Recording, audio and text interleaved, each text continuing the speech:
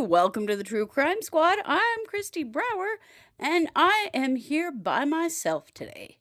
Katie is out of town for the day, but that's okay because I'm here.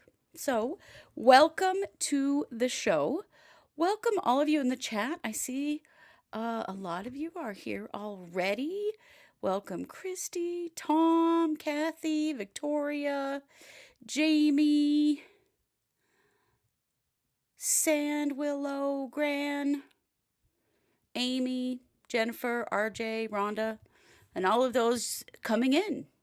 Warwickry, I don't know how to say your name, I'm so sorry.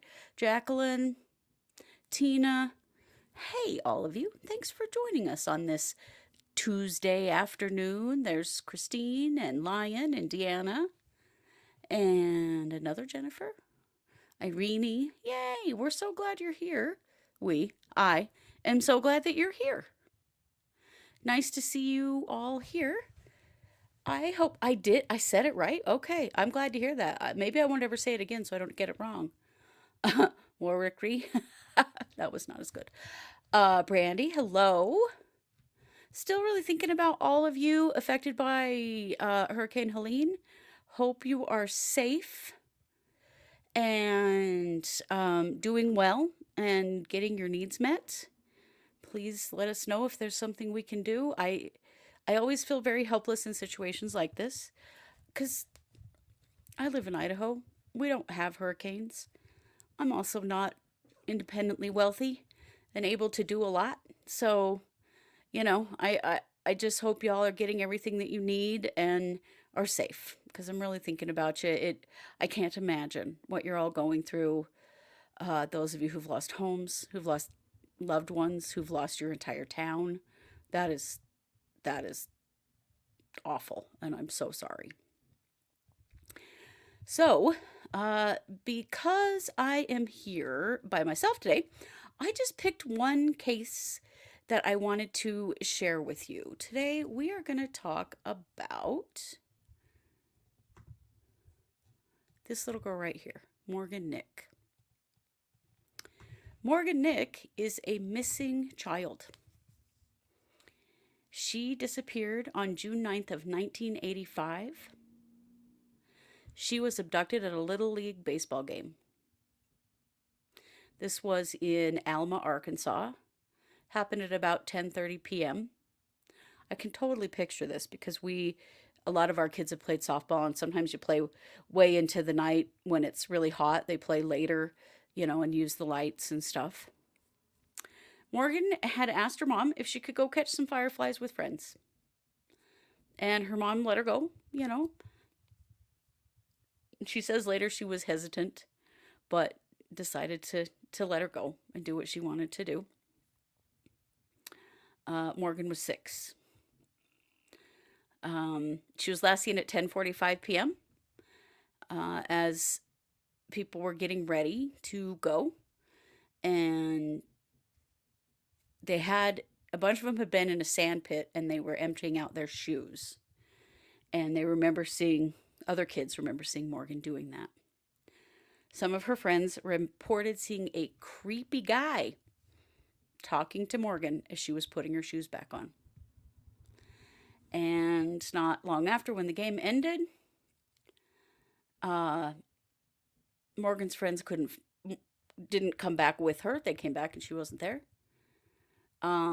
They thought that she had gone to her mother's car, but she was not at the car, and she has not been seen or heard from since. So there's been a lot of action in her case over the years. It hasn't totally gone cold. The police have continued to look for her. In 2002, a piece of land in Boonville, Arkansas, they did a dig there because they'd received a tip that Morgan might be there. I guess the tip was very specific. So they took a police dog to use in that search, and they did not find anything. On November 15th in 2010, federal investigators looked for her in a house in Spiro, Oklahoma. They were actually looking for DNA evidence that she might have once been in that house. On December 18th of 2017, investigators went back to that house looking for doing another search because they'd received another tip. Cadaver dogs actually alerted the investigators to a well, and that was pretty key to their operation. But unfortunately, they had to call off their search on December 19th, 2017, because they could not find any evidence there. They still are getting leads on this case, interestingly. In November of 2021, they finally named a person of interest, and that was a man named Billy Jacks Lincks. This guy right here. Billy Jacks Lincks was a known child predator who died in prison in 2000, unfortunately. But what has happened now is that police have linked some hairs found in Billy Jacks Lincks' truck to Morgan Nick using her mother's DNA. That it's either her or a sibling or one of her children. So pretty much no, it's her hair, right? Right, can you imagine not knowing what happened to your child? And can you imagine not knowing for 19 years what happened to your child? Right, it is a good villain name. Billy Jacks Lincks. Like, that guy is up to no good. We all know that, huh? Oh, wow. Madeline says, I grew up in a town just outside of where this happened, and my sister played softball with Morgan. This has all been so close to home, praying her family will finally have her home. Yeah, so big doings on her case now, because, first of all, they have a pretty good idea of who took her. But he's not around to answer any questions. And so there's some work being done now to try to figure out if they can maybe locate her body. So I'm going to share with you a press conference that gives us a little bit more detail about what's happening now.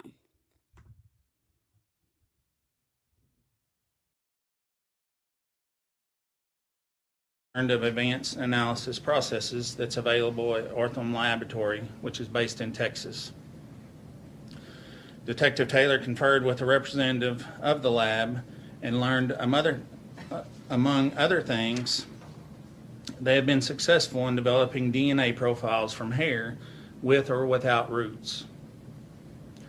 On September 11, 2023, Detective Taylor conferred with an FBI agent to discuss the possibility of sending this trace evidence to Ortham Labs. On September 27, 2023, Detective Taylor received a package containing this evidence from the FBI, which was originally from the red truck. On December 1st, 2023, Detective Taylor sent this evidence to Ortham Laboratory for testing. And it's at that time that I wish to express my sincere thanks to the Arkansas State Police for providing that was necessary to perform this analysis. On September 27, 2024, Ortham Laboratory sent a report to Detective Taylor stating in essence that they determined that the hair contained in the evidence that was submitted for analysis was that of Colleen Nick, one of her siblings or one of her children. We spent the next few days doing follow-up interviews with members of the Nick family, which revealed that none of them knew Billy Jacks Lincks and that none of them had been in a truck that was similar to this one. The bottom line in this is that the physical evidence collected from the truck that Lincks owned when Morgan was abducted strongly indicates that Morgan had been in this truck.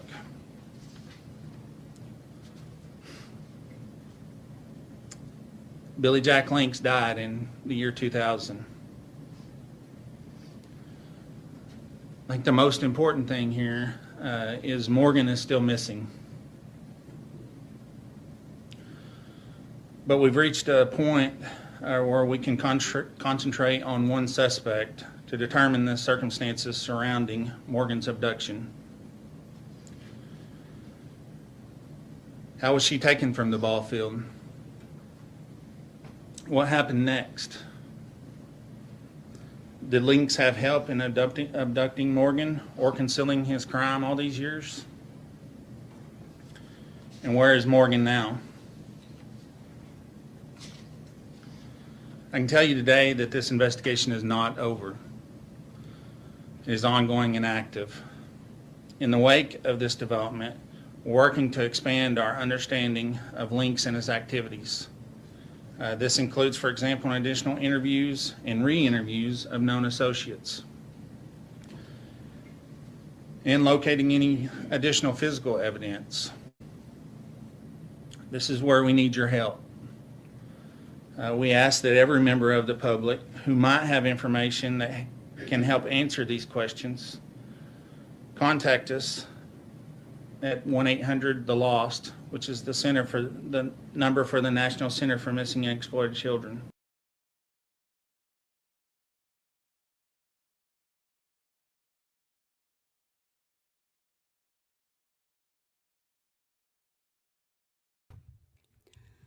Okay, so that's kind of where things are. So this is basically a DNA for the kind of win, and it's Othram Labs again. Othram, as we know, has been a real hero in the genealogical DNA, helping to solve some of these old cases.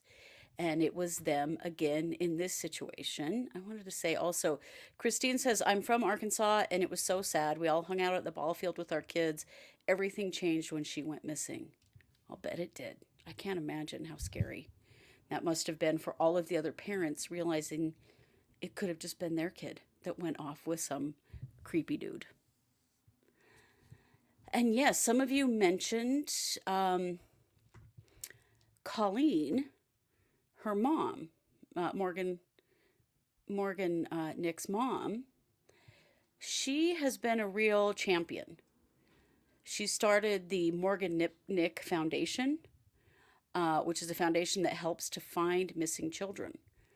And she has said until someone can bring her daughter home in a box, she still believes she's alive, and she will continue to fight for her and search to find her. I can't imagine what that must be like to be her in this situation. Can you? And not only has she been a rock star for her child, but she's also been a rock star for lots of other missing children, which is just really beautiful, I think. I think when a person can take a tragedy like this and turn it into a positive in some way in this world, it's the best thing they can do for themselves and for everybody else. And Colleen Nick has definitely done that. And I think Morgan would be so very proud of her if she were here. Let's see. So they're looking for any information about Billy Jack Lincks and anything about this red truck that he had, any other experiences that people might have had with him. So what happened is with him is on August 29th of 1995. So this is 2 months after Morgan Nick went missing. An 11-year-old girl told the police that she was walking with her younger brothers near a Sonic in downtown Van Buren when a man pulled up to them in a red pickup truck. So Van Buren is about 10 minutes, I guess, from Alma, where Morgan Nick was from, where she was taken. This girl told the police that he offered her money, made sexual comments to her, and offered to pay her to get inside his truck and go with him to his house. The girl ran away and the police were told, I'm sure probably by her parents. So a witness that actually saw this gave the police the license plate number of Billy Jack Link's truck. And they issued an arrest warrant for him right away. He went to prison for that attempted abduction, and he died in prison in the year 2000. So, a lot of questions I have. What other cases could be linked to Billy Jack Link's, considering his history here? And does following back his history, that 2 month period between the time that Morgan Nick went missing and he attempted that other abduction, maybe they can figure out where little Morgan Nick is? I really hope for her mother that they can figure it out. So it's good news and sad news. I always hate it when the perpetrator's dead because I really want them to have justice for what they've done. And also because the information from them, if they'll give it, could be so valuable for a family that's waited all these years not knowing what has happened to their child, that, they could potentially give some information. Obviously, we can't get that here, but maybe learning more about what happened at that time and where he was and what he was doing, they might be able to find her body. So there is a Hulu documentary on this case and on the new investigation coming out. I'm not sure exactly when it's coming out. And it's definitely one I'm going to be watching. And hopefully, I'm sure many of you will as well, because I am very curious about what else can they find about him. What do they know? They know that he was born in Crawford County, Arkansas, and that he was in the Army during World War II, and then worked at Braniff Airlines in Dallas from 1962 to 1974. He returned to Van Buren sometime in the 1970s and died in prison in the year 2000. There's not a lot out there about him. I did some research to try to see if I could figure out anything more about him, and there's not much, and I mean, he died in prison 24 years ago, so a lot of his life was spent with no digital footprint, or really pretty much most of his life. But people are being asked to report to the police anything that they remember about him, any details about his life. If they knew him at school, or if they worked with him, or they went to church with him, or, did they bowl with him, or anything else. They really want to know more about him to help them be able to bring her home to her family. So I think that's an awesome case. I think it's a great representation of really good work that the legal system is doing right now. We're all over the place on the legal system, and that's because the legal system is all over the place. Sometimes it's great, other times it's really not. And sometimes there's good news and good stuff happening. And I like to cover those because it's important that we see the good work that is being done, that we want to expand upon that and reward that so that more good things happen rather than the terrible things that happen. It's important for all of us as we in our communities, the people that we elect to run our sheriff's departments, our judges, our prosecutors, people like that, make a huge difference in your community. And somebody has stayed on this case since 1995. They have continued to receive tips. They have continued to act on tips all of this time. And that's awesome, because you know what? That's not always the case in a missing child case or in a missing anybody case. Some of these cases, they just fall by the wayside. And the fact that this one hasn't and has stayed, current is amazing. I'm sure that has a huge amount to do with Morgan's mom, Colleen. Super important for her to keep her daughter's case in the police's attention all the time. But it's a good example of what can be done over time in a case that maybe feels unsolvable. So it's my hope that Morgan will be found. and return to her mother so that her mother can have some peace of mind. She certainly deserves that. Christine says it's nice to hear good news about Arkansas, right? Yes, it is. It is nice to hear good news about Arkansas.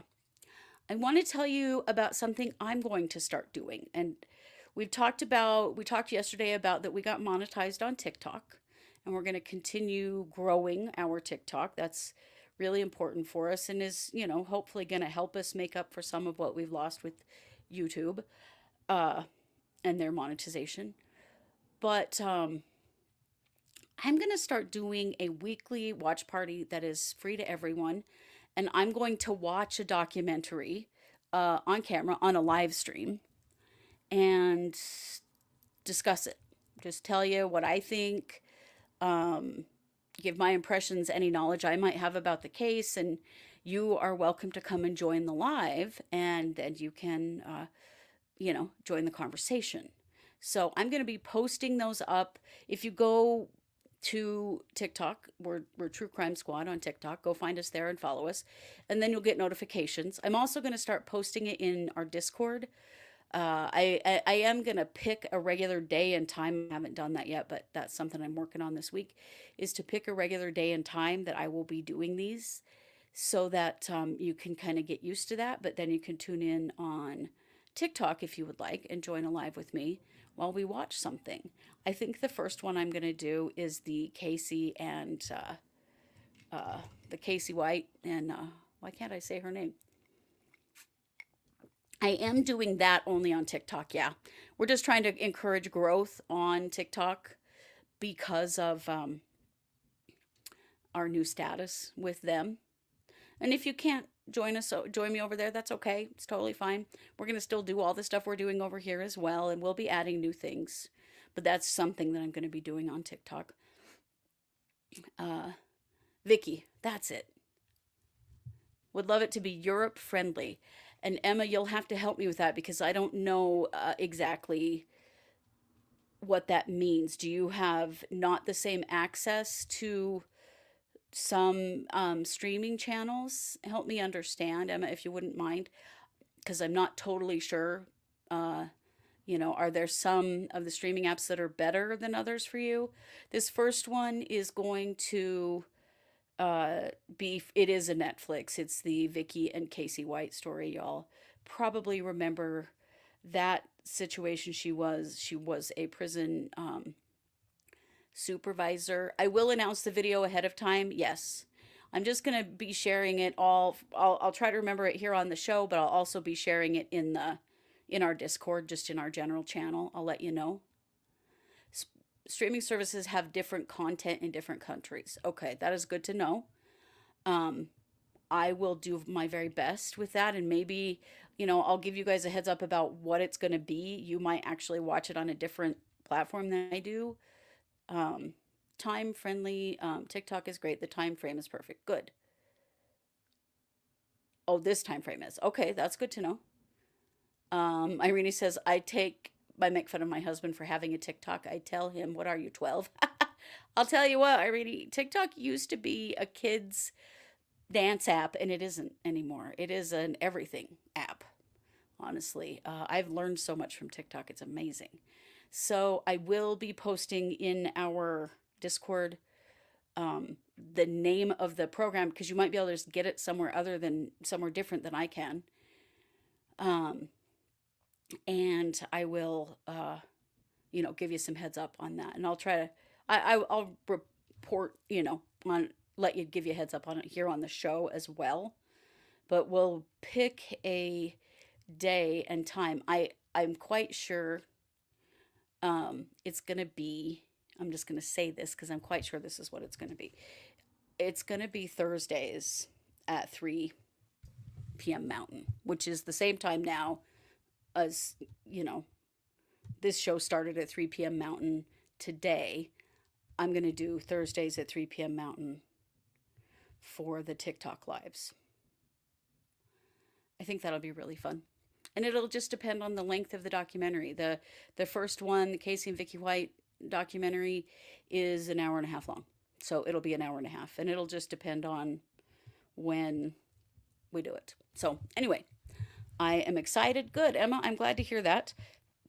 We do try to accommodate as many things as we possibly can because we know that you are listening from around the world and we want to give you lots of opportunities. Irene, oh yay, during work hours so my kids can't interrupt my crime time. Well, there you go. Does that delete the regular Thursday PM show? Oh, what am I saying? I think what I mean to say is Wednesday, not Thursday. Yeah, no. I'm sorry. When you're alone on the show, it's hard to look at your calendar and everything. I don't mean Thursdays. I mean Wednesdays at 3 p.m. Mountain. So I'm going to start it tomorrow at 3 p.m. Mountain, and it will be that Casey White and Vicky White documentary.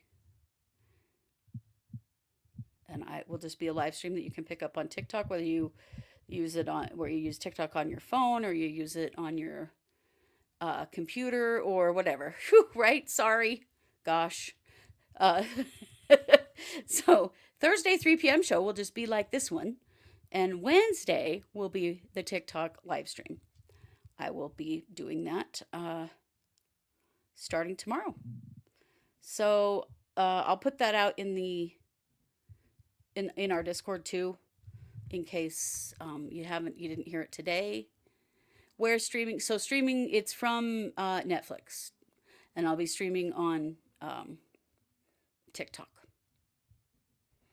So yeah, thank you, someone, for saying that about Thursdays, because that makes no sense at all, does it? We already have a show on Thursdays. Okay. Anyway, we clarified that. Thank you all so much for being here with me today. I really, really appreciate it. And we will be back tomorrow night with Wednesday night case updates, and Katie will be back with me.